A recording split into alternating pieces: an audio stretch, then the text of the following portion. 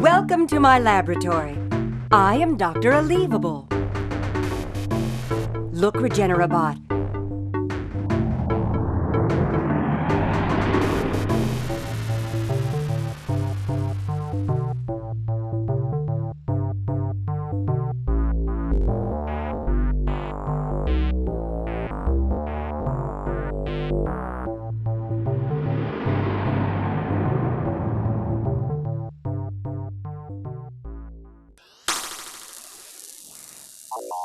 Oh no, Regenerobot, your arm is broken. Ah! Don't worry, cartoon robots are easy to fix.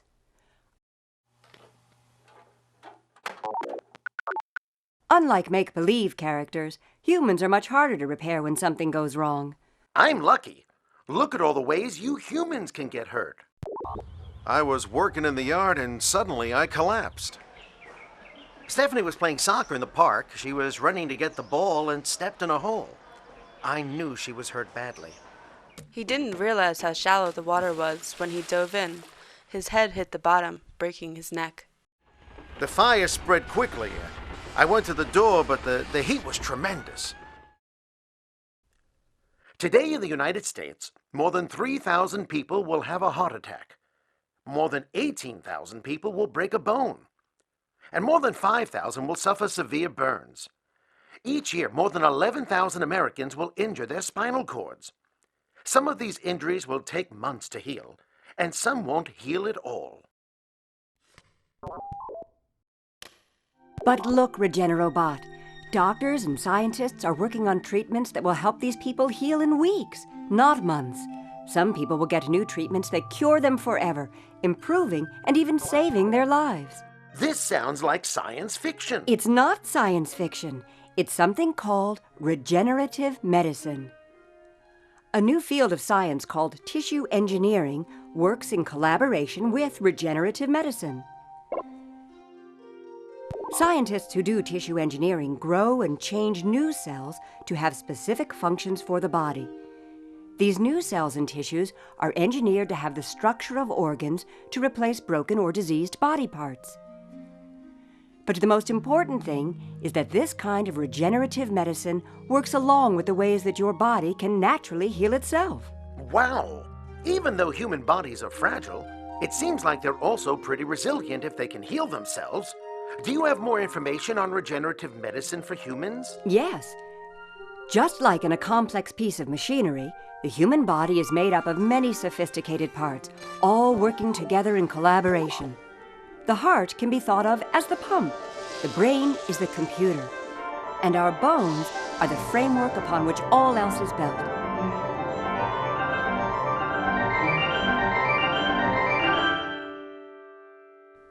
Oh, a fall like that can mean a bad break. That's not good. It's a big deal when bones break because they hold up our entire body. Without bones and a skeleton, we'd simply be a highly evolved bunch of squishy organs. Like jellyfish.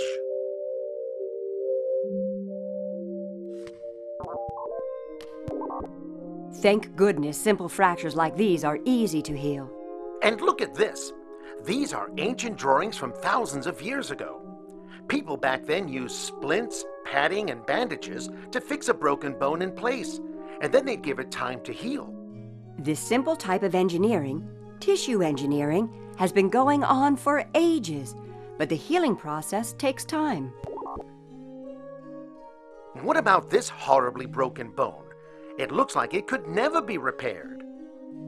This is exactly the kind of thing that doctors and scientists are trying to figure out how to remedy. The process is involved. Are you sure you want to know? Of course! I always want more information. In that case, here we go. Basically, what we would do for a broken bone like this, with a large gap between the bone ends, is fill the gap with a structure called a scaffold, a specific matrix that will support bone growth. We would also inject some cells that can turn into bone cells near the area of the break. These cells would fill and grow onto the scaffold and make new bone. Make new bone? But how does the stuff from the shot know how to become new bone? Because it's what your body already does on its own. Scientists are now learning how to make new cells do the same job your body's own cells already do naturally.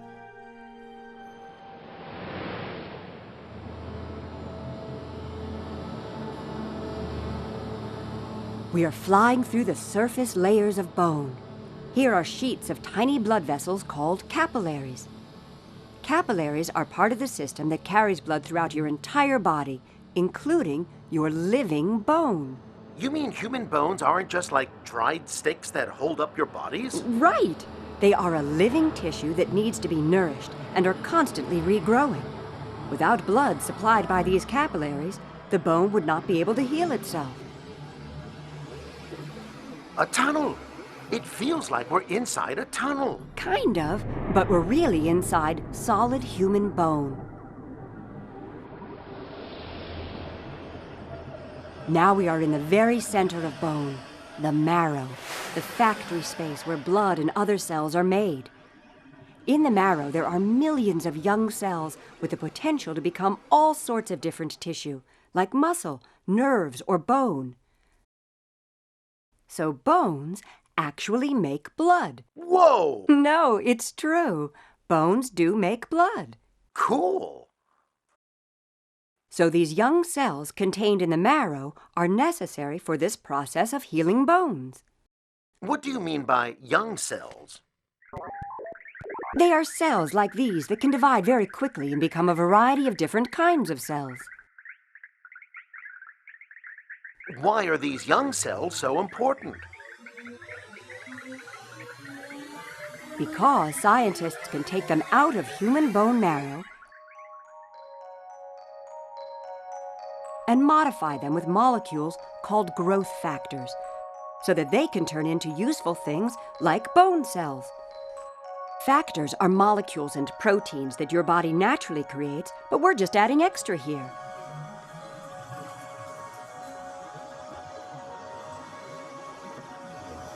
Once the cells are modified, the scientists can inject them into the scaffold,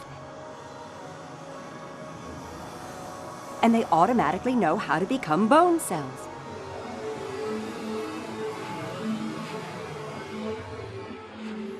When you say scaffold, it must be similar to how a scaffold works in buildings. Yes, just like how a scaffold holds up a building until all the permanent materials are in place.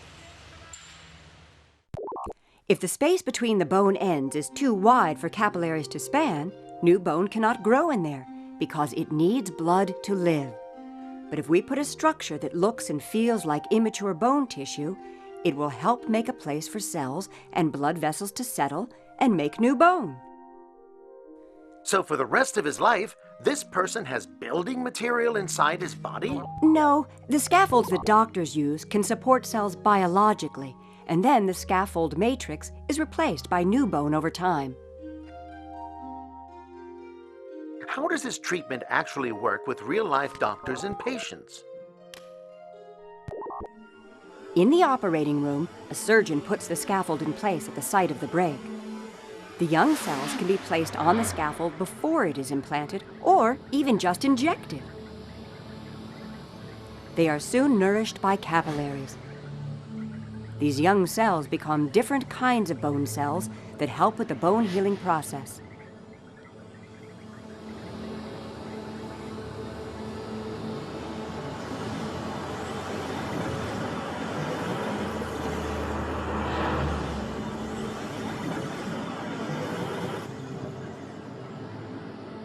This giant cell's job is to tunnel into the bone wall, digesting old, disorganized bone material or scaffold.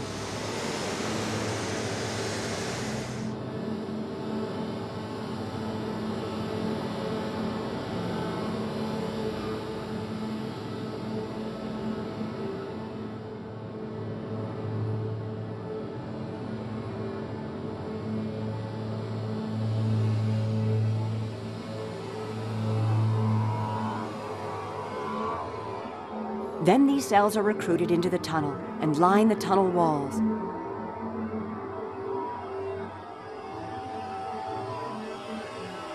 they secrete protein that is hardened by calcium and other minerals to become brand new solid bone. Okay, so a squishy, bendable cell miraculously turns into hard bone, and then... No miracles here, Regenerobot. You see, the space between cells isn't empty. It is full of something called extracellular matrix. Whoa, that's a big word. Let me see if I can break it down to see what it means.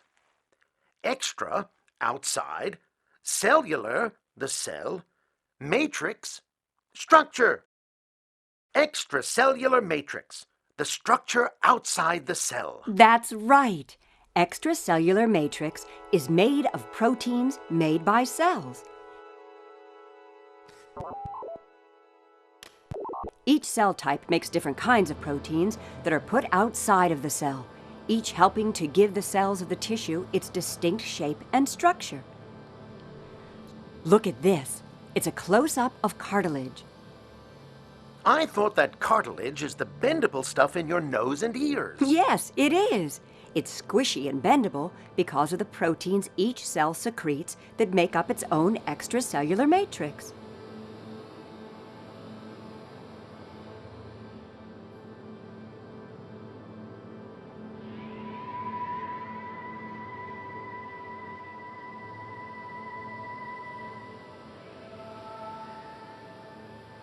So what I'm seeing is a cartilage cell secreting protein from its surface. Yes. Actually, your body makes cartilage as part of the bone-making process. The bone cells you saw earlier produce a different extracellular matrix to make bone material. This special bone matrix attracts minerals, like calcium, that crystallize to make this material solid. So that's why humans need the calcium found in milk and broccoli and stuff? Yes, or else your bones are too soft and bendy and might break. We also know that when people age, new bone isn't replaced as quickly as it's lost. This can result in weakened bones and changes in posture. Exercise and lots of calcium can keep this from happening. Someday, treatment for osteoporosis may include the use of stem cells and growth factors. Let's recap.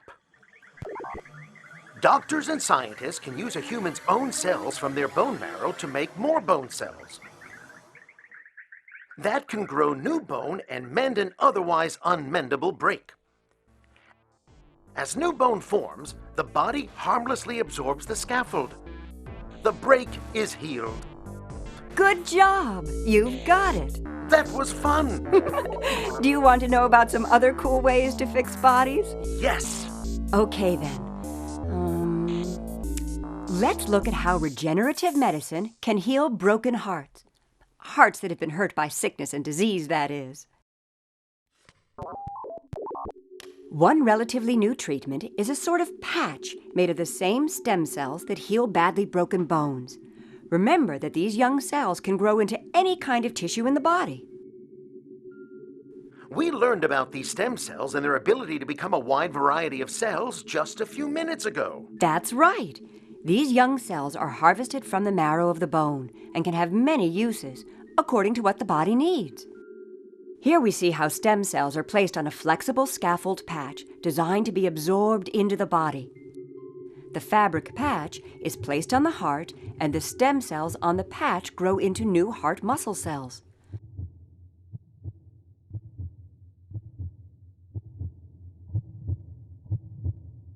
The heart is beating normally with no scar tissue. The cells on the patch replace the dead cells on the heart? Cool. Remember when we were traveling through the marrow? Yes, it was fun. We can also give a person a simple injection, one that causes their bodies to produce millions of their own stem cells that emerge from the marrow. The stem cells circulate through the bloodstream, replacing the damaged area of the heart. The hearts they're making today could last forever, just like me. Not quite, Regenerobot. But these new advances are getting more and more effective every day. Traditional heart surgery is very risky.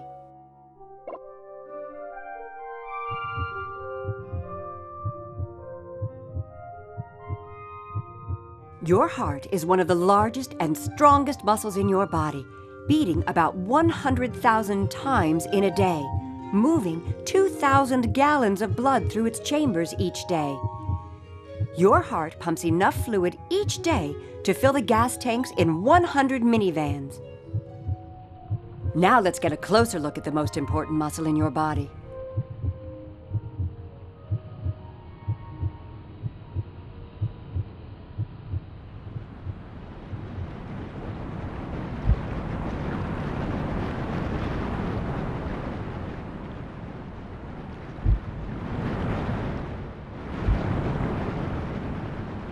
It delivers oxygen you get from breathing and nutrients from the food you eat to your brain, muscles, bone, and organs. Your heart pumps blood all throughout your body, from your head to your feet. If the heart is the most important muscle in the body, then strong humans must have really strong hearts. Not necessarily. The heart isn't the same type of muscle as your arms and legs. All those muscles depend on your heart, but you can't isolate your heart and strengthen it the way you do with other muscles. A strong heart comes along with an active, strong, and healthy body. Why do hearts need to be repaired in the first place? Besides just the natural process of aging, unhealthy foods, a lack of exercise, tobacco, or an infection can contribute to problems with the heart. Sometimes people get a heart attack. It seems like people get heart attacks often. Can I see what happens during one? Certainly.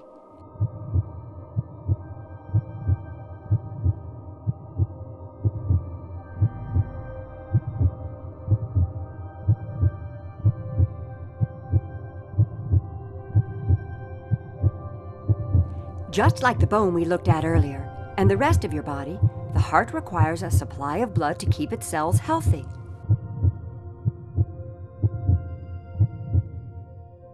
There are millions of these cardiomyocyte cells that make up the heart.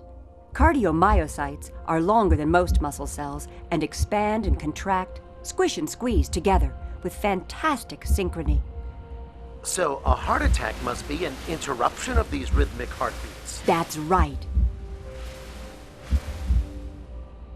Look at this big plaque buildup in the capillary. This plaque is not allowing enough blood to pass through and feed the heart cells. That sounds critical, because that's the capillary's main job, isn't it? To get blood to heart cells? That's right. This troublesome plaque here is made up of protein, calcium, and a fat called cholesterol. Look at all the fatty cholesterol building up on the side of that capillary. It looks like it's going to block the whole space. This person probably wasn't pushing himself away from the buffet table soon enough. It's not necessarily just diet that causes plaque buildup, Regenerobot. But when it does, it can build up to the point where the plaque deposit bursts. Blood cells get confused and try to heal the burst plaque deposit. When the blood cells rush together to the same spot, they block up the space in the capillary.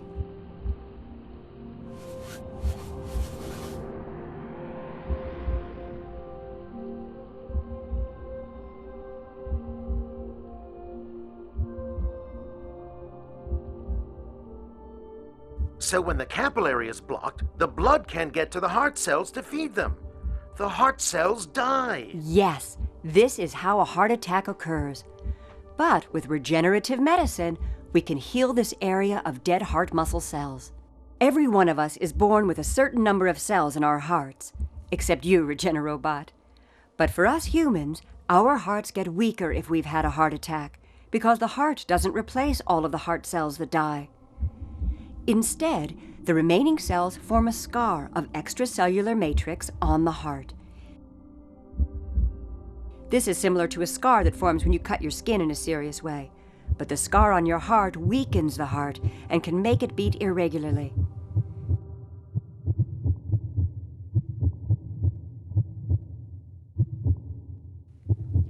Nowadays, a person with a seriously damaged heart might be a candidate for a heart transplant. There are only about 2,000 transplants a year in the U.S., while thousands of people wait and sometimes die. With such long waits for donor hearts, other options are needed.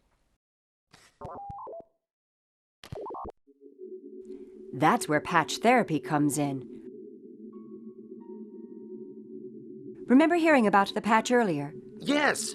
So the weaker scarred area can be treated with a patch? That's right.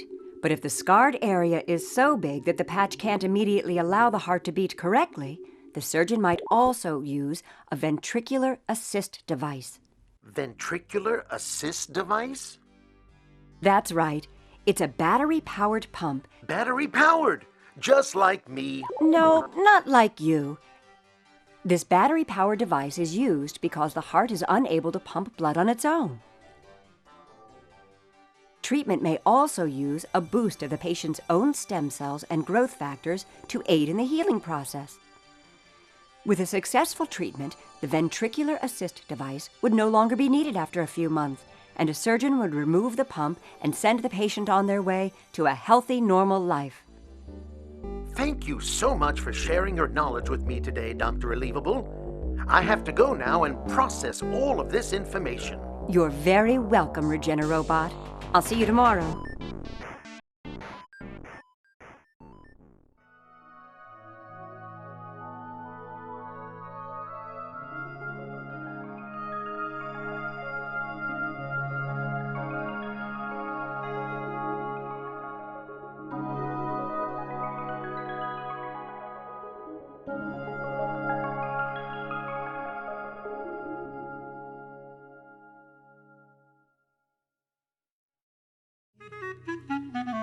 Some folks' fingers, some folks' toes, Nigel's a kneecap, Nellie's a nose. We're all in this together. Brian's a blood cell, Jenny's a gene, someone's a whisker, someone's a spleen. We're all in this together. Inside your body, see what's going on. There's a million pieces getting along. Separately, they're a pile of parts, but all linked up, the magic starts. It's a miracle of harmony. So how about you and how about me? We're all in this together. Someone's a cheekbone, someone's a chin, angels and elbows, Sarah's a shin. We're all in this together. Ellie's an eyeball, Tessa's a tear, someone's an ankle, someone's an ear. We're all in this together. Charlene, Cameron, Nikolai, Peg, Hetty, Mina, Vitaly, and Craig, Kurt, Elizabeth, Maggie, and Chip, Octavio, Darius, Jasmine, and Skip. There's a couple of billion yous and me, with ears to hear and eyes to see. We're all in this together.